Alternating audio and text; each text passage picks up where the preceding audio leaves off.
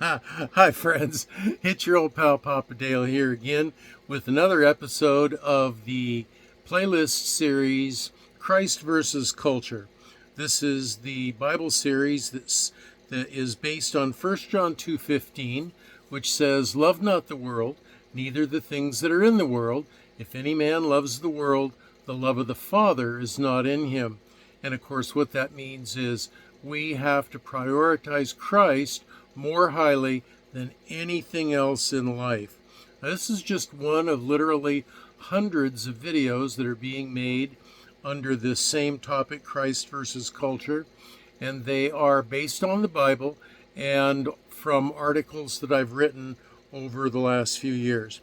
The purpose for posting these as videos on YouTube is twofold. One, to serve as a body of educational content for the Christian community today, but also to provide a body of content that will be left behind for the people who are left behind after the rapture.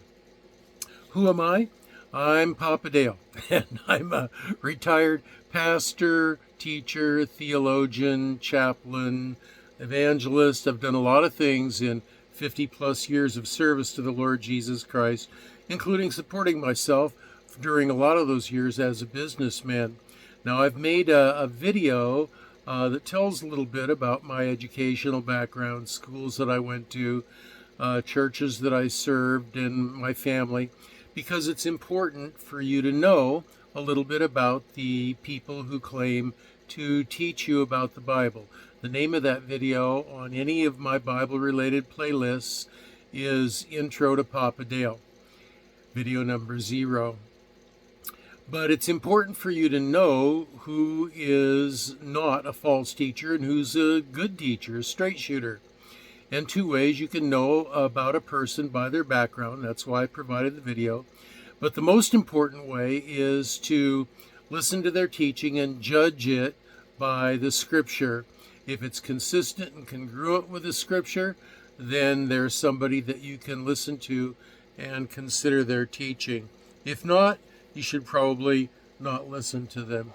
So, this Bible teaching today is titled Secrets of the Tabernacle.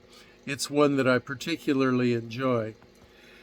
Here we go. Everyone knows that Jesus said, quote, "I am the way, the truth, and the life.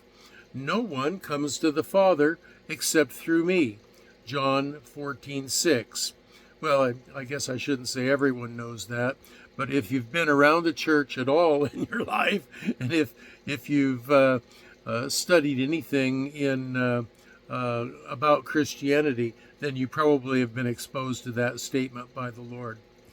There is a secret behind this saying, though. Let me say it again. Jesus said, quote, "I am the way, the truth, and the life. No one comes to the Father except through me." And that's John 14, verse 6. The secret behind this saying that most Christians don't know begins with Moses. Now, God gave to Moses very explicit instructions on how to build a sanctuary for his earthly presence to manifest. This was called the tabernacle in the wilderness.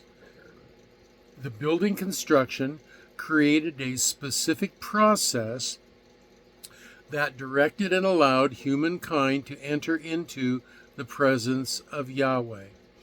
It was laid out in 3 sections. You entered the first section through a gateway. Then there was an outer door with an altar of brass where the sacrifices were killed, a wash basin called the laver, and then a second gateway. This gateway led into a succeeding chamber called the holy place, which featured the menorah, lampstand, the table of showbread, and the altar of incense. Finally, there was a gateway into the last chamber called the most holy place. Now this gateway was covered by a large, thick veil, and inside was the Ark of the Covenant, with the mercy seat, and this was placed near the back wall of this chamber. This was where the most intense presence of Yahweh was focused on planet Earth. His glory rested here. Now keep in mind, Scripture says that God is a spirit. He's not a physical being. He is a spirit. And also keep in mind that Scripture says that the universe is filled with His presence. His Spirit fills all the universe. And so to consider that His presence was on the mercy seat of the Ark of the Covenant is only let me see how I can state this. This is a manifestation of the most intense focus of His presence. So maybe here's an analogy that will help. Let's say that you're out in the sun, and the sun's beating down, and the sun is hot, and everywhere around you is sunshine. It's really, really bright. Everywhere around you is sunshine. But you take out a magnifying glass, and you focus that sun on a stick on the ground, and you focus it so finely and narrowly that the intensity of the focus of that sun makes that stick burst into flame. And so that's kind of a similar thing. That's an analogy to what's being described here. God's presence is everywhere in all of His creation, but right here at the Ark of the Covenant on the mercy seat is a very finely focused, intense presence of Yahweh.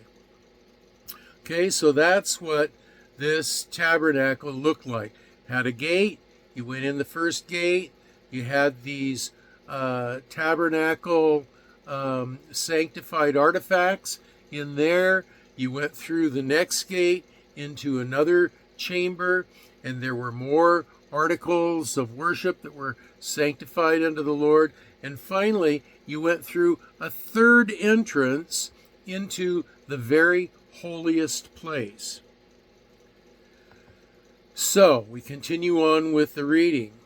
When Jesus said, quote, I am the way, I am the truth, and I am the life, which, by the way, the word I am there is a reference to how God introduced Himself to Moses.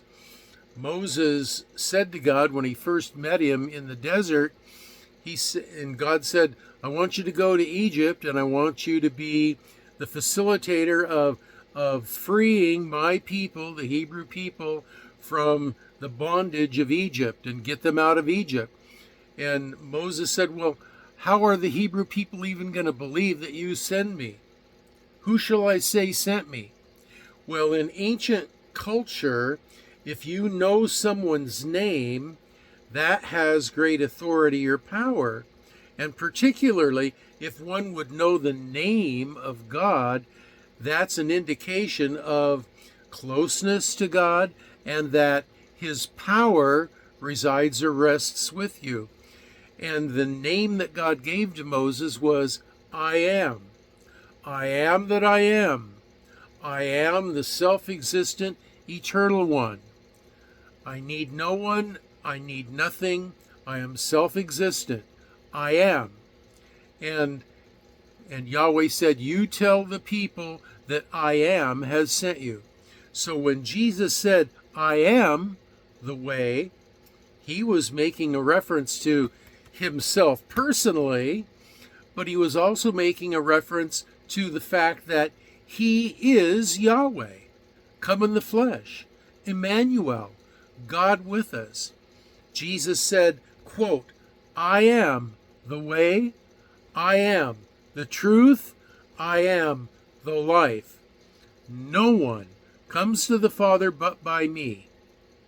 He was directly referencing also, not only was He referencing the I am portion, but the portion of this study is that he was directly referencing the way through the three gates into the tabernacle, through the courtyards, and into the presence of God.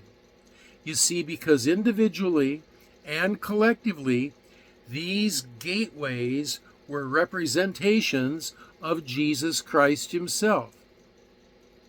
For centuries, the rabbi scholars of Judaism referred to these three gates into the tabernacle, into the wilderness, and later into the temples of Solomon, and later into Herod's temple.